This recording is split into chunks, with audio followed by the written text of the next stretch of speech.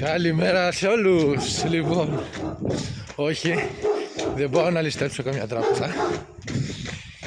Απλά έχει πολύ κρύο. Έχει αυτή τη στιγμή 5 βαθμούς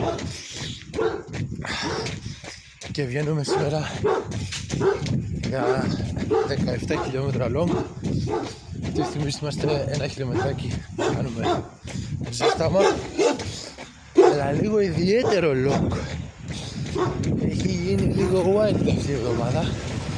Έχει βάλει ο coach κάτι και περίεργα, αλλά εμείς στρατιώτες ακολουθούμε εκεί και έχουμε 6 χιλιόμετρα στο 5.40, 5 χιλιόμετρα στο 5.5 και 4 χιλιόμετρα στο 5.10. Πάμε να δούμε, να σταθούμε λίγο γιατί έχει πολύ κρύο. Όσο κρύο και να έχει, όσο και να δυσκολεύουν οι προπονήσεις, αυτό εδώ ρε παιδιά, τι να πω, παράδεισος. Παράδεισος. Είμαστε στο χιλιόμετρο 9, παραλία μαραθώνα, κοιτάξτε εδώ. Μήπως είναι και για μπάνιο.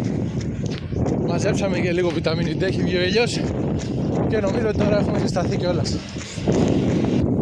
Συν μία προπόνηση.